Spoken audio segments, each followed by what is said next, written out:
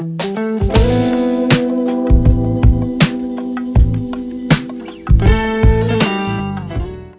bop, bop, bop. Let's go, Guillotine Geeks. We're back. Picks and predictions, main card, breaking it down from the bottom to the top. Let's get into it. First fight on the main card. Pretty decent scrapperoonie. Eric Anders, 14-6 versus Jong Young Park, 13-5. Anders is going to come out as an underdog, around plus 170. A lot of value on that. I mean, he's over there at Fight Ready, put in the work. I think that Eric Anders is definitely a live dog in this matchup. I mean, coming off of L, this guy played football at Alabama. He's a competitor to the soul. He's going to look for a bounce back, man. I like Eric Anders in this spot. John Young Park, definitely a lot of good outings. He showed knockout power. He showed the ability to put pace on guys, which I'm definitely concerned about. But I think that Eric Anders is going to be a stronger guy. I think he's going to have heavier hands. I think that in this matchup, he's going to have to defend a lot of takedowns, maybe even lose a round, but eventually come out on top, land some hands, get this job done. I like Eric Anders by late finish in this fight. Let's go Goosey off rip. Yeah. You see, I originally was on Eric Anders, but we talked about it. As we broke it down, I think this is a little bit of a trap line, meaning I think Jun Young Park should be the favorite, but slightly. He is a pretty sizable favorite, which would have a lot of people picking Anders, but I'm going to stay true. I think Jun Young Park gets it in this one. He's a bad matchup stylistically for Anders. I think the combination, he has pretty good boxing. He pushes a good pace, and he has a good grappling game, specifically offensive wrestling. He can really get to good spots and drown the opponent out on top. I think Eric Anders is going to come looking good. This is a big bounce back for his career. If he can get it done, he's going to be training hard. And I think he does hit Jun Young Park with some good shots, but the Iron Turtle, man, the nickname, it fits him. He's got a pretty good chin. Other than getting knocked out by Greg Rodriguez, who hits like a truck, he's been able to hold up in his career so far. I think he's taken enough time off. He's recovered, and he goes out and gets a good win in this one. So I'm going to take Jun Young Park. Fishman. So I was wanting to go with Jun Young Park, but I'm going to ride with Eric Anders for this reason. I just think Eric Anders, he's got XP, and he's not going to just accept the ground position. He's going to get out of it. The only sub, and not saying that Jun Young Park's like not a sub threat, but there's always a shot when you're on the ground. But Eric Anders only been subbed one time, and that's to Andre Muniz. That dude's an animal on the ground. So I'm going to go with Anders on this for the value. And if it's a stand-up, I think Eric Anders got him beat. Yeah, just I think he's a good pick, underdog. He's what, plus I had him at plus 175, but yeah, I think Jun Young Park's line's too high. Dano. Yeah, I'm riding with Anders too. I like him at dog money, and he's got power in his hands, and he's good on the ground. He's not the best at submissions. He doesn't have too many submissions under his belt, but he'll lay on top of you. He'll do damage from top. And something that stands out to me is he's really good at when they're standing up. So like when they're scrambling, most people try and get their back or throw a submission in, or even just get up and resume the fight on the feet. Where Anders, when you're standing up, he'll kind of like disengage and just wait for you to rise, and then he'll just start throwing strikes as you're off balance and whatnot. I think that's going to play a big role, because I think there's going to be a lot of takedowns and getting up in this fight. So Anders is just going to be tougher, I think. Like you said, football background, so he's going to be able to plant his foot and get some takedowns. I don't know about a finish. Park is durable, but I'm going to ride with Anders. Yeah, big facts. Let's move into the next boot. We got a female boot, Polyana Viana versus Tabitha Ricci. Tabitha is 6-1. Polyana is 12-4. This one, I'm going to take the underdog here. I like Polyana. I think that she's more experienced. She's got, almost double the amount of fights that Ricci's got coming into this. I think that she can hold her own on the ground. I think that her striking's just a little bit better. I think that she's just slightly the better fighter in this matchup. And you're giving me dog value. I'm all over that, man. This is kind of a coin flip fight. Nothing I'm hammering home, parlaying, none of that. But yeah, give me the dog in this close matchup. Goosey, what do you got? Yeah, I'm going to take the experience in this one. I'm going to go with Pollyanna Vienna. I think she's been more battle tested in there.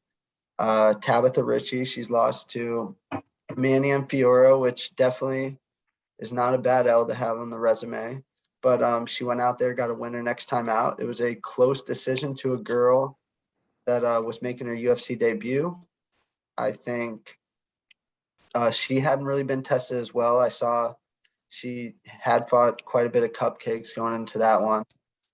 Same with Ricci. I think her last fight before she got into the UFC, the fighter was like 0-1, or one of her recent fights before.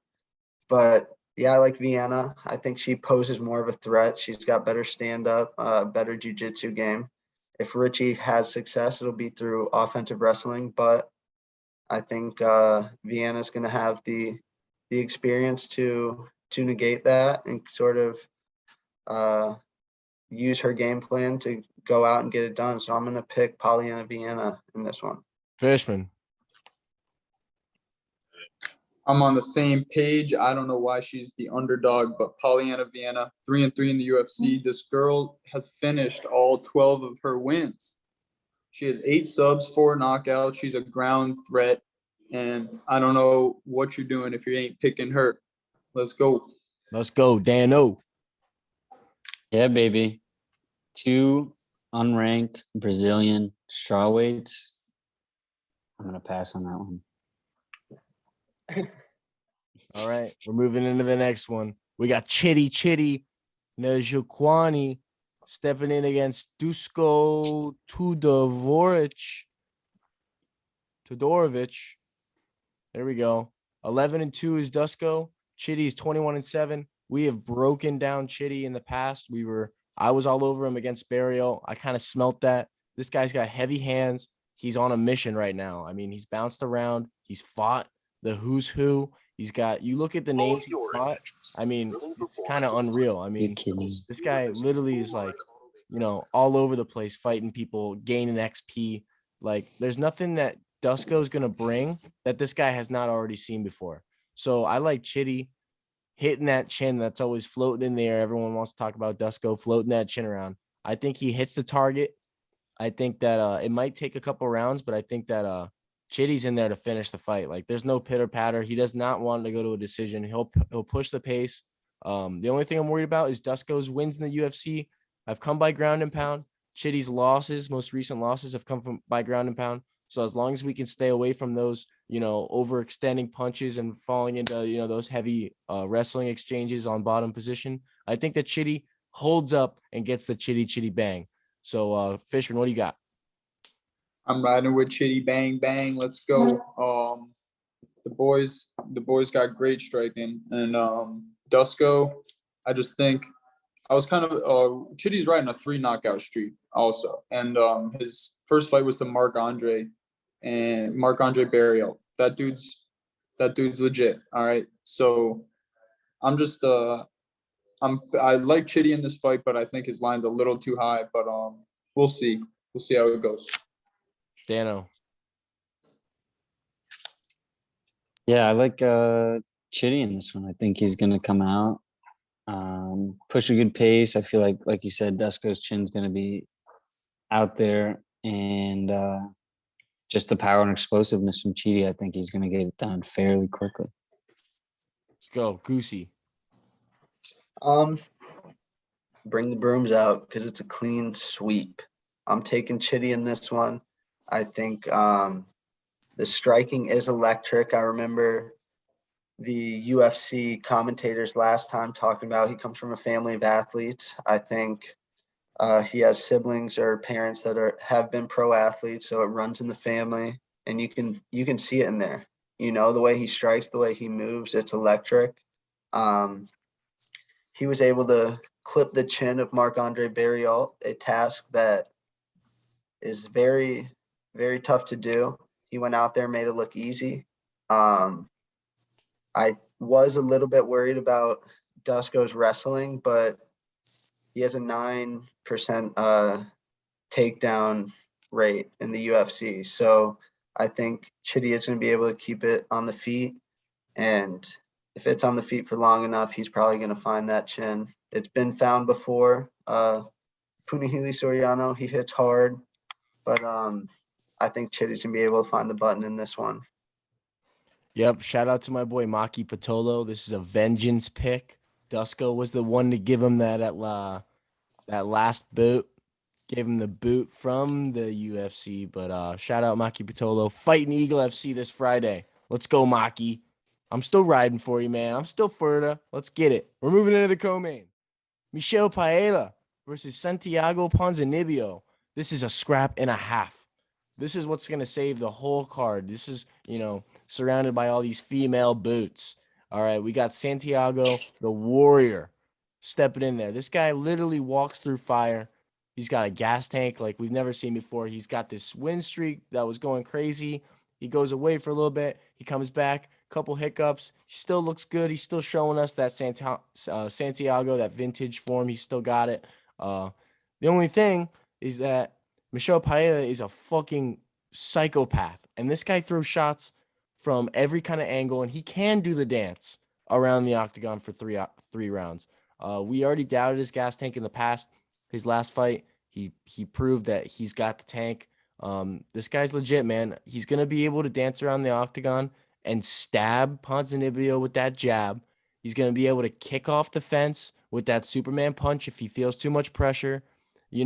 This is a fight where if Santiago Ponzinibbio can't get his hands on him and hold him, then that's just going to be, the end of the story is him dancing around, doing all these crazy shots. It's unstoppable unless you can hold him down. That's just what I think. I haven't seen a striker, or a striker hasn't been presented to him yet that can stop that, just psychotic stuff. I don't think Ponzinibbio's the guy to stop it. So I like Michel Paella. I like almost to pick him right now. I took it as soon as I saw it. I got it at -110. I think it's a great pick. He's got more talent. Let's go, Fishman.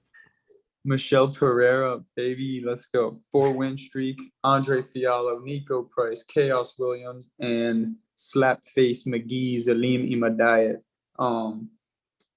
But yeah, same page as you, bro. He's not going to be. It's hard. It's easy to say, this guy's going to win but this guy's a wild horse. You can't tame a wild horse. You know what I'm saying? So let's go. We're going with Pereira. I don't think Santiago is going to be able to find his shots, and just for that reason, he's just wild. You don't know what he's going to do. So I think Michelle, kind of like that. Just like with Chaos, I thought Chaos was going to be able to do it, and it's just Chaos is like, what are you supposed to do with that dude in front of you? But yeah, let's go, Michelle, baby. Yeah, I feel like it's be so frustrating to fight this guy because he's never just standing in front of you to hit him. He's always hitting you. Let's go, Dano. I'm riding Pereira too. In this fight, it does scare me because I could see it going both ways. I think this is going to be a brawl. I think, like you said, this fight's going to save the card. But I just, Pereira's only 28. It's kind of, when you look at him, you wouldn't think he's 28. But yeah, he's 28. He seems so explosive. Like you said, when he's beat Fialho. I love Fialho. I think he's a good prospect in the division. So that's a good win under his belt. He's riding momentum. He's been going to decisions. So, we can't discredit his gas tank. He's got a gas tank for 3 rounds. And when I think of this fight, I think that he's going to kill his legs with leg kicks. He's going to beat Ponzinibbio's legs up. Ponzinibbio is liable, for knockout. He's got heavy hands on him, and I don't think he's going to be able to keep him on the ground. But if this is stand and bank for 3 rounds, I'm going to go Pereira. I like him. Like you said, pick him on. Good pick. Yeah, this is a huge, huge stakes fight. I mean, the winner of this is really going to get sent into a different atmosphere than the loser. Goose, what do you got? Hey, fellas, we're going sweeping. Ooh. I'm taking the Demolidor in this one. I think you look at it, he's he's been evolving. You can see that in his game. You mentioned the gas tank. The striking's getting cleaner. His ground game's very underrated. And his wins look better and better. I mean, looking back, that Fiala win looks pretty good right now. A guy stepping in, pretty unknown. Michelle Pereira went out and made it look pretty good. Nico Price, always a tough fight. And then just this whole streak, even his last loss was to Diego Sanchez. And the only reason he lost that was because of an illegal knee.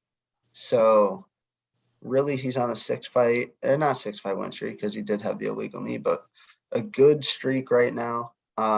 He's getting better, and I can't say the same for Ponzinibbio. He's a great fighter, but coming off of that 3-year layoff, his fights look a little bit more questionable now. I mean, he got knocked out by Li Jingliang,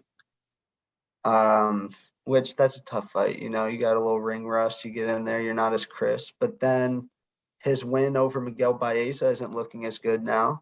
And Jeff Neal beat him with a lot of outside distractions going into that fight. I think this is Michelle Pereira's time to shine. He's got a guy that looks good. People are rating him high. If he can go out and get this win, he really catapults himself into a new conversation at welterweight. So I think he does it. Let's go, Pereira. Let's go. We're going into the main event, man. We got, the preacher's daughter, Holly Holm, stepping out against Ketlen Vieira. Ketlen Vieira is 12-2. The last fight didn't impress a lot of people, but you know what you're gonna get from the preacher's daughter, man, and that's a tactical stand-up game. Just a put together mixed martial artist. I mean, Holly Holm is better than Ketlen Vieira in every aspect of MMA, and that's why I think Holly Holm is a lock. She hasn't fought in a little bit. She needs to get taken off the leash. She is 40 years old, so that's obviously something to worry about. But I mean, Holly Holm, man, she's got the hands, she's got the kicks. I mean, if she keeps this fight on the feet, it's just whatever she wants is going to happen. So give me Holly Holmes in this matchup. I think it's a lock. Goosey, what do you got? Can I go last for this one then?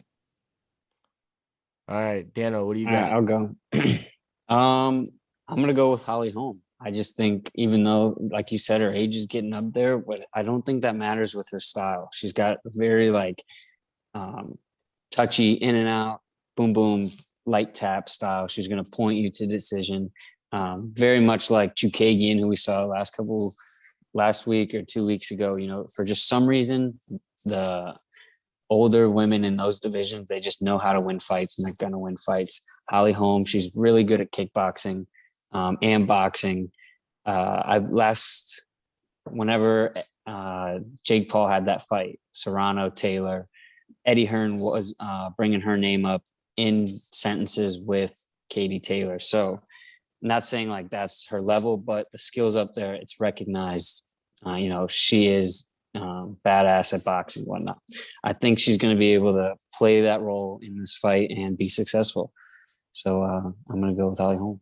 Fishman. Holly Holm, baby. We're going with her. Just because, dude, she's fought the GOATs in women's MMA. Nunez, Cyborg, Shevchenko, Rousey. So, I mean, let's go Holly, baby. Let's get it done. Yeah, too much XP. Ain't that right, Goose? Is this Wendy's? Because I'll have a 4 for 4. We're all going with Holly Holm in this one. I think she's able to go out and get it done. She's gonna stay on the feet. And she's electric. She brings that kickboxing skill in there. Ketlen Vieira, I mean, she beat Misha Tate, but it was off a long layoff, and it wasn't the best performance. I think signs are looking good for Holly Holm in this one. I think she goes out and really puts herself back in the picture. People might be sleeping on her a little bit. She's been a little bit inactive, but I think she goes out, gets the job done, and wakes people up again. Let's go, Holly Holm. Let's go. And that'll wrap this up. I mean, if you tuned in for the last video, you got a couple snipes there. I mean, we were all over Mr. Loco Torres round 1. That was about plus 300. We told you to hammer that guy home. If you listen to the Geeks, you made some moolah. Goose, he sniped that Michael MJ round 2, MJ round 2. the back in blood pick for our boy Mason Jones.